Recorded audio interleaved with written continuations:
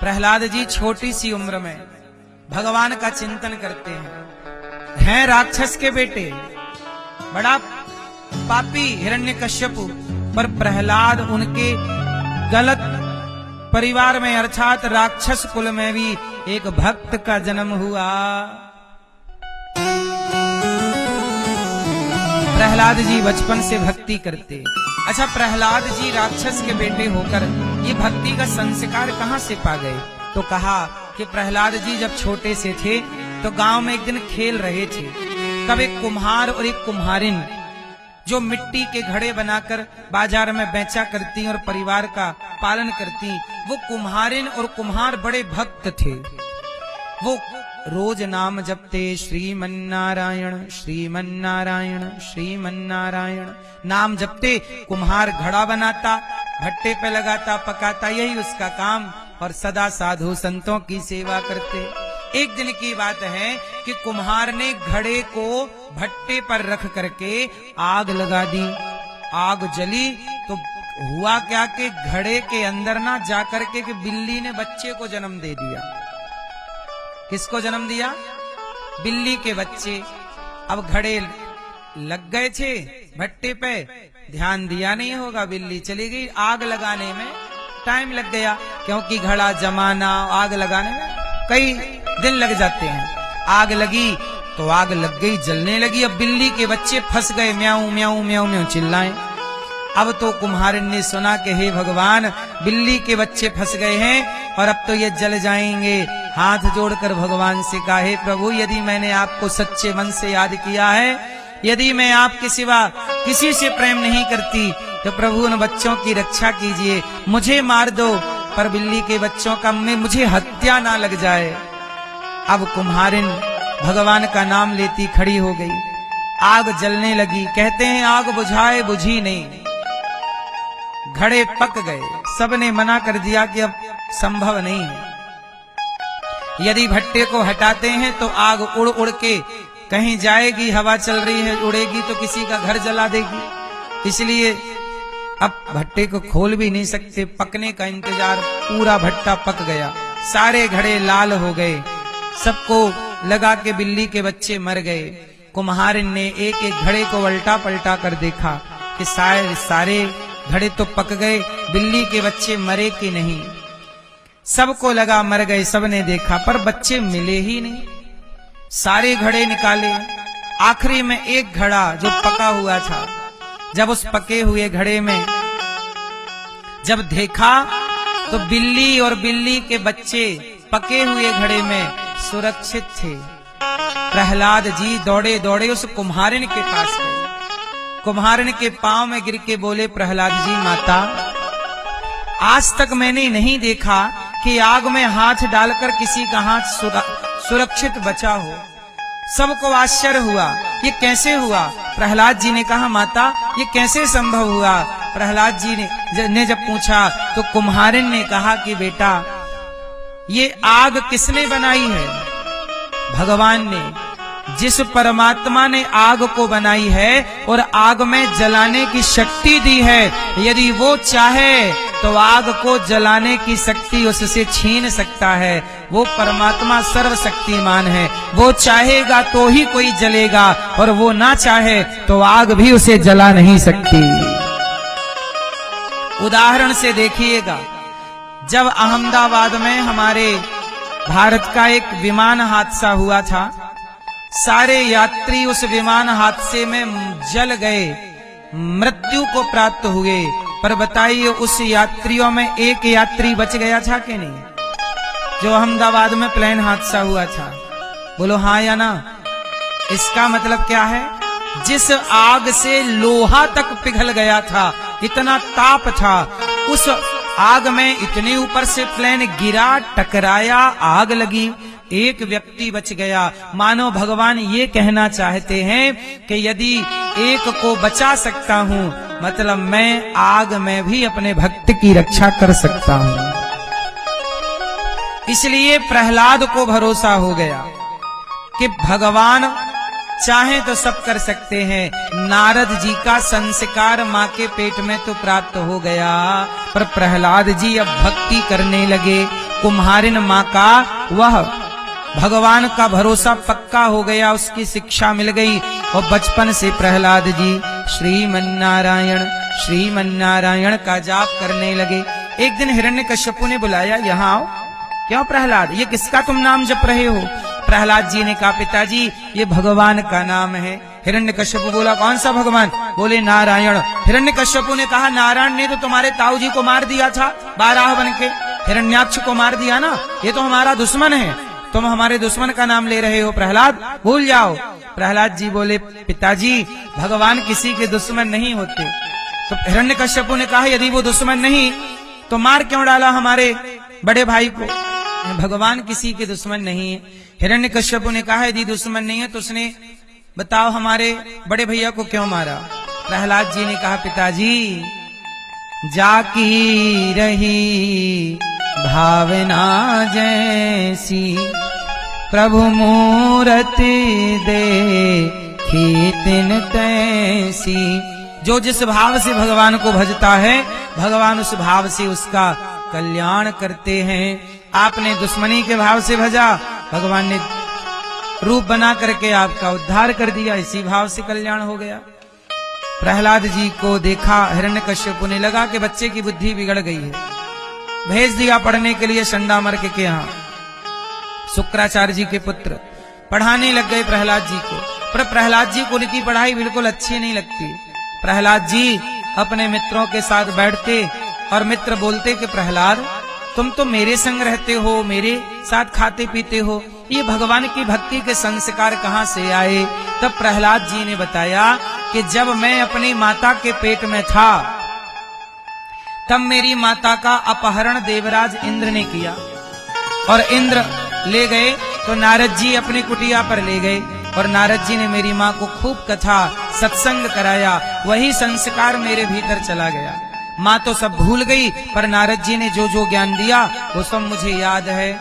इसलिए मित्रों आपसे भी मैं कहता हूँ, कौमार आचरेत प्राज्ञो धर्मान भागवतानिहा दुर्लभम मानुषम जन्म तदप्यध्रुवमर्थदम।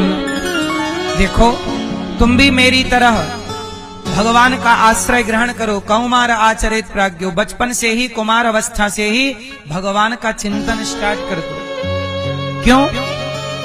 क्योंकि दुर्लभम मानुषम जन्म, ये मानव जन्म बड़ा दुर्लभ है। प्रहलाद जी कह रहे हैं ये बात किसको? अपने दोस्तों को, अपने मित्रों को, सखाओं को, कि ये मानव शरीर बड़ा दुर्लभ है, इसे गवाओ ना। आप तुरंत भगवत चिंतन में लगो। प्रहलाद जी तो खुद भक्त थे ही, सारे दोस्तों को भी भक्त बना दिया, सब कीर्तन करने लग गए। गुरुजी ने देख लिया, गुरुजी ने प्रहलाद जी को डांटा, क्या तू बच्चों को बिगाड़ रहा है? गर्मियों की छुट्टी आई तो प्रहलाद जी घर गए। हिरण्यकश्यपु ने पूछा, प्रहलाद बेटा यहाँ आओ, गोद में बैठो। लाड़ किया, प्यार किया हिरण्यकश्यपु ने। प्रहलाद से कहे, बेटा बताओ गुरुकुल में क्या पढ़कर आए हो? प्रहलाद जी ने कहा, पिताजी मैंने 9 बातें बढ़िया बढ़िया पढ़ी हैं, कहो तो बताऊं क्या? कहा, श्रवणम कीर्तनम विष्णु स्मरणम पाद सेवनम अर्चनम वंदनम दास्यम सख्यमात्मनिवेदनम। प्रहलाद जी ने कहा श्रवणम, हिरण्यकश्यपु ने कहा ये क्या है? कहा पिताजी भक्ति है ये। अच्छा बताओ भक्ति कितने तरह की होती है? संतों ने अलग अलग बातें कही, परंतु 9 तरह की भक्तियां कही गई हैं रामचरितमानस में भी और भागवत जी में भी। भक्ति कितने तरह की होती है? 9। कौन कौन सी? श्रवणम, जो आप कथा सुन रहे हैं ये पहली भक्ति श्रवणम। दूसरी भक्ति क्या?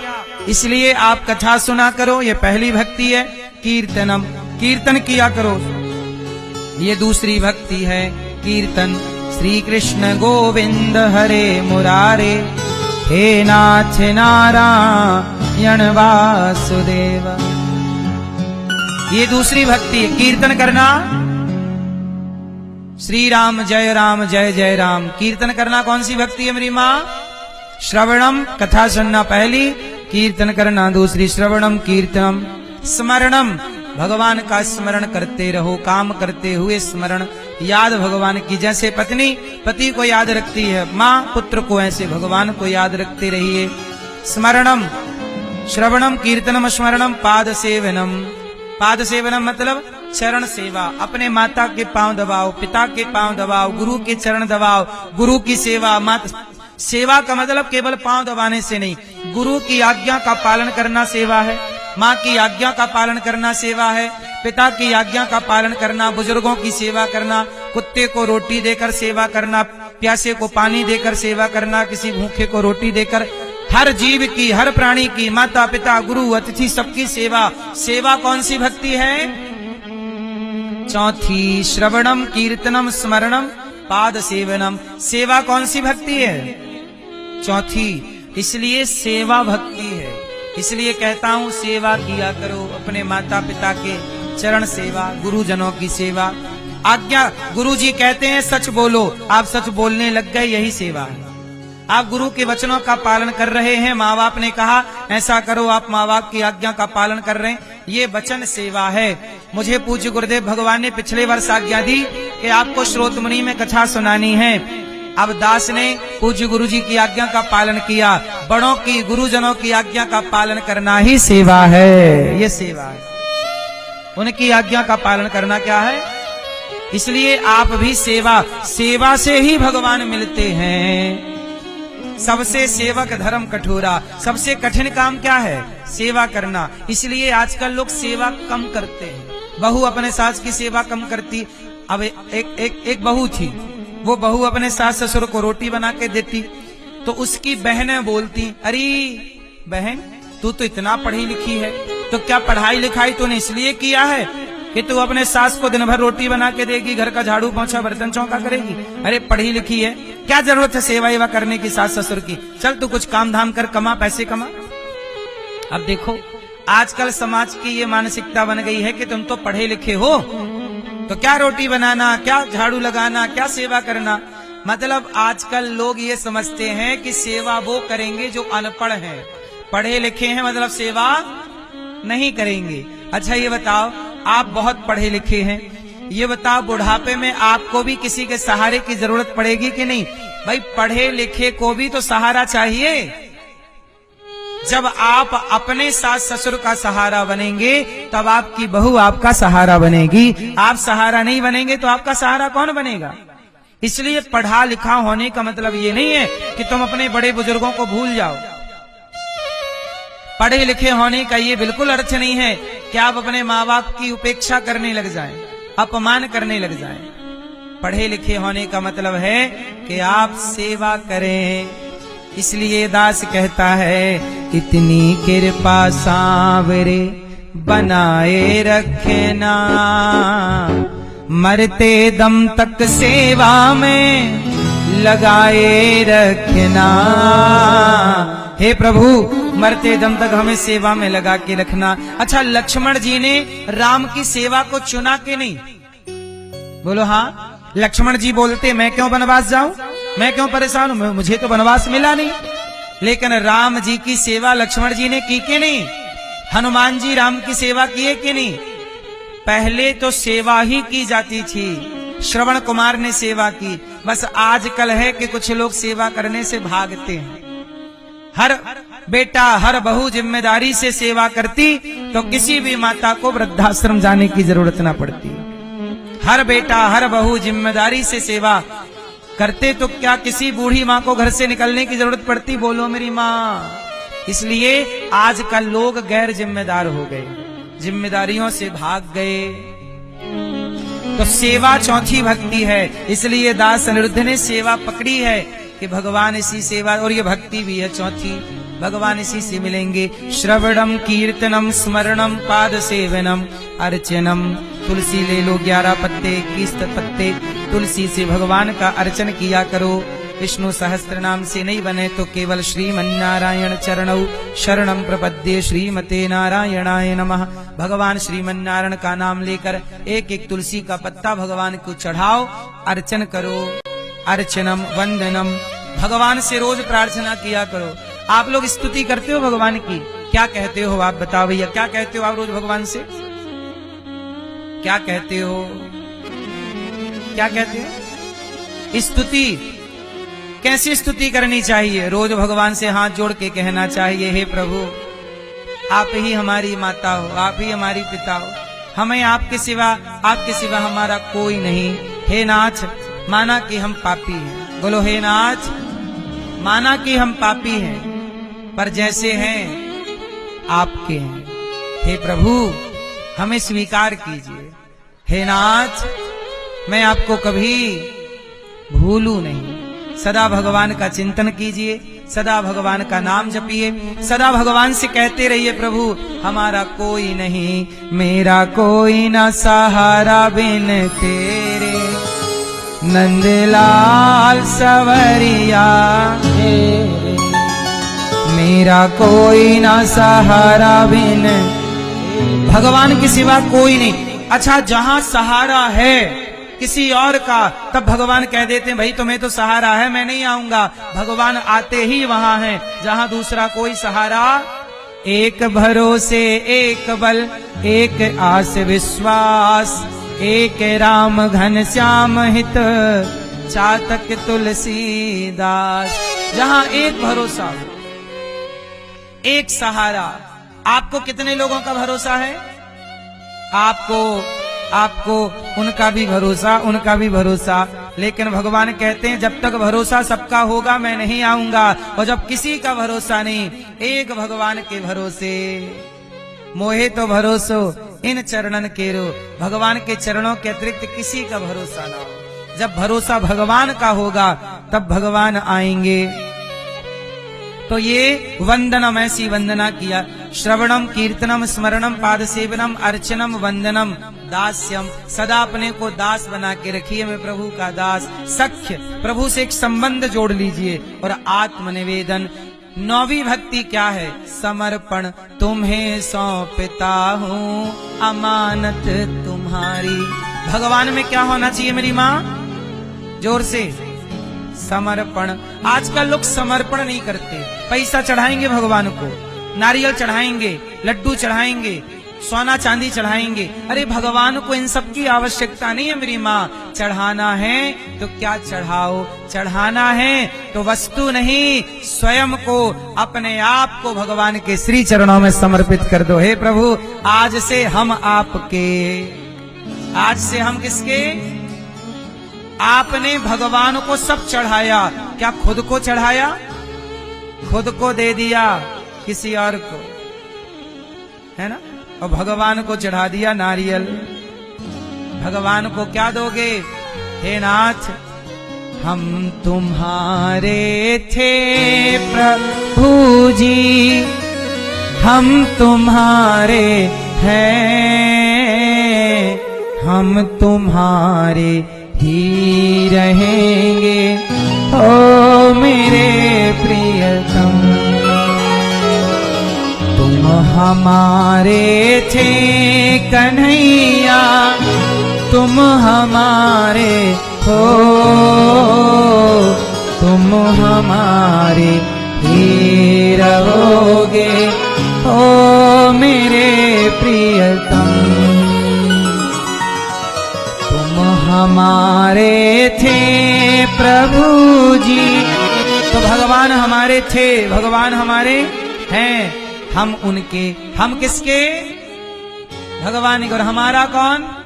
बस ये संबंध याद हो। यही है नवधा भक्ति। प्रहलाद जी को फिर पढ़ने भेज दिया, तुम्हारी बुद्धि भ्रष्ट हो गई, उठा के पटक दिया हिरण्यकश्यपु ने प्रहलाद जी को। क्या बकवास करता है? देखो नारायण का नाम जप रहे हैं, भगवान को याद कर रहे हैं, तो हिरण्यकश्यपु कह रहा है क्या बकवास कर रहा है बालक? पढ़ने भेज दिया। संडामर्क ने खूब डांट लगाई, क्या है ना, चंदन के बगीचे में बबूल हो गया है तू, जबकि उल्टा कह रहे हैं ये सब बबूल हैं और प्रहलाद जी ही चंदन है। लेकिन कह रहे हैं तू हिरण्यकश्यपु के कुल में, चंदन के कुल में कहां बबूल पैदा हो गया? नारायण का भजन कर रहा है, ये तो हमारे शत्रु हैं, हरि विष्णु, प्रहलाद जी ने कुछ जवाब नहीं दिया, प्रेम से पढ़ने लग गए। एक दिन बच्चों को कीर्तन करा रहे थे, बड़े प्रेम से कीर्तन चल रहा था। तब हिरण्यकश्यपु आ गए। हिरण्यकश्यपु ने कहा, क्यों, ये किसका नाम जप रहे हो? बोले, भगवान का। क्यों जप रहे हो? अरे क्योंकि भगवान का नाम जपने से ही हमें शांति मिलती है और कल्याण होता है। अच्छा अब चल बता ही दे भाई, कहाँ तेरा भगवान?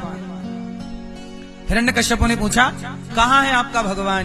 प्रहलाद जी ने कहा, न केवलम में भवतश्च राजन सवैवलम बलिनाम च परेशान। कहाँ नहीं है मेरे भगवान, बता। बोल, इस खंबे में तेरा भगवान है? प्रहलाद जी बोले, आप में, मुझ में, सब में, सर्वम खलविदम ब्रह्म, सब में वह है। क्या इस खंबे पे तेरा भगवान है? हाँ। हिरण्यकश्यपु ने एक प्रहार किया मुठिका का, और जैसे ही खंबे पर प्रहार किया, खंबा टूट गया। अच्छा, खंबा टूटा तो खंबे से कौन प्रकट हुए? नरसिंह भगवान। सवाल खड़ा हुआ, क्यों प्रकट हुए? खंबा तो रोज टूटते हैं, आपके अगल बगल में भी जेसीबी रोज खंबा तोड़ती होगी, घर टूटता होगा, खंबा टूटता होगा। जब खंबा टूटे तो भगवान तो प्रकट नहीं हुए, पर प्रहलाद के कहने से क्यों प्रकट हुए? क्योंकि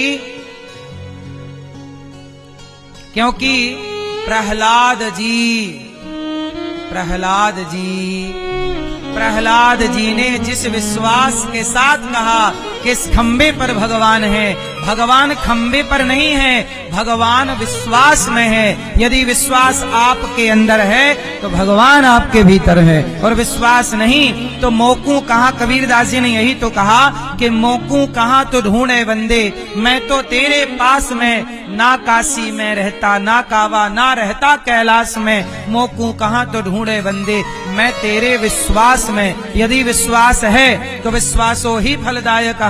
यदि विश्वास है तो परमात्मा सर्वत्र है, नहीं विश्वास तो कहाँ कुछ है।